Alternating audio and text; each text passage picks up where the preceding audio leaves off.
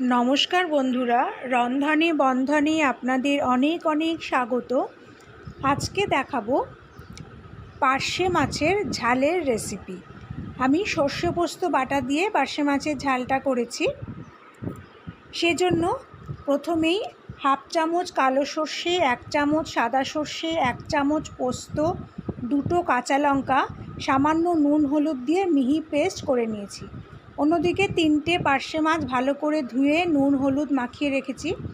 কড়াইতে 2 চামচ তেল দিয়ে পার্শে মাছগুলো এবার তেলের মধ্যে দিয়ে দেব। তারপর গ্যাসটাকে মিডিয়ামে রেখে মাছগুলোকে হালকা করে একটু ভেজে নিতে হবে। এক পিঠ ভাজা হয়ে গেলে আলতো হাতে মাছগুলোকে এবার উল্টে দেব। পার্শে মাছ খুব নরম মাছ, তাই হালকা করে একটু ওলতাতে হবে। উল্টে দিয়ে গ্যাসটাকে সিম করে মাছগুলোর অপর পিঠটাও একটু হালকা করে ভেজে নেব। পার্শে মাছ কিন্তু খুব বেশি কড়া করে ভাজলে ভালো লাগে না। মাছগুলো ভাজা হলে এবার তেল থেকে মাছগুলোকে তুলে নেব। আপনারা সবাই জানেন পার্শে মাছ খেতে কতটা ভালো হয়, খুবই টেস্টি একটি মাছ। মাছগুলোকে তুলে একটা প্লেটে নিয়ে নিলাম। এরপরে কড়াইতে আরও হাফ চামচ তেল দিলাম। তেলটা গরম হলে দিয়ে দেব 1/4 চামচ কালো জিরে। কালো জিরেটাকে তেলের মধ্যে কয়েক সেকেন্ড একটু নেড়ে নিয়ে এবার সর্ষে পোস্তর পেস্টটা দিয়ে দেব। তারপর গ্যাসটাকে একদম সিমে রেখে মশলাটাকে তেলের মধ্যে একটু নাড়াচাড়া করে নেব। মশলার বাটি ধোয়া জল অল্প একটু দিয়ে আবার একটু কষিয়ে নেব। কিছুক্ষণ কষানোর পরে দিয়ে দেব হাফ চামচ হলুদ গুঁড়ো আর দেব হাফ চামচ নুন। আর কিন্তু কোনো মশলা লাগবে না। 3টে কাঁচা লঙ্কা মাঝখান থেকে চিড়ে দিয়ে দিলাম।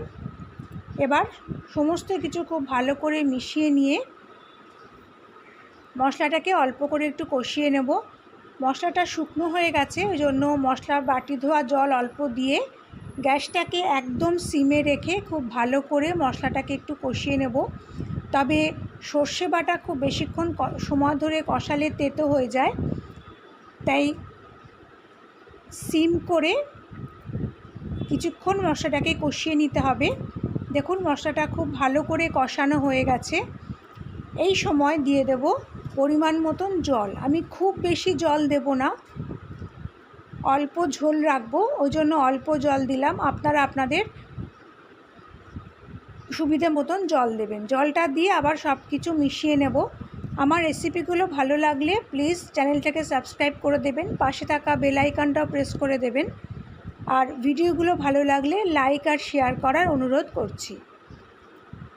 জলটা দিয়ে সব কিছু মিশিয়ে গ্যাসটাকে হাই করে দেব। দেখুন এখন খুব ভালো করে ঝোলটা ফুটে উঠেছে। এই সময় ভেজে রাখা মাছগুলো আস্তে আস্তে ঝোলের মধ্যে দিয়ে দেব।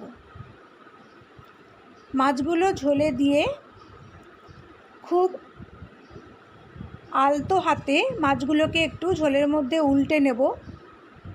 যেহেতু অল্প ঝোল, ওই জন্য উল্টে নিয়ে মাছের গায়ে একটু ঝোলটা লাগিয়ে নেব।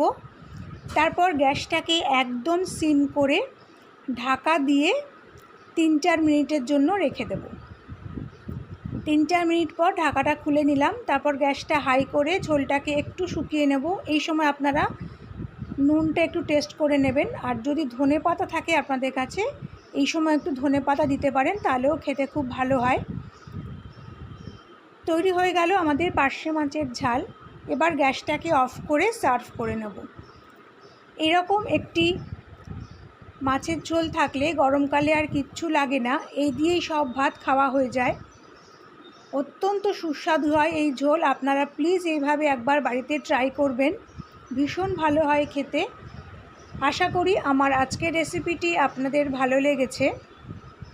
পরের দিন আবার একটা নতুন রেসিপি নিয়ে চলে আসব। ততক্ষণ আপনারা ভালো থাকবেন, সুস্থ থাকবেন। নমস্কার।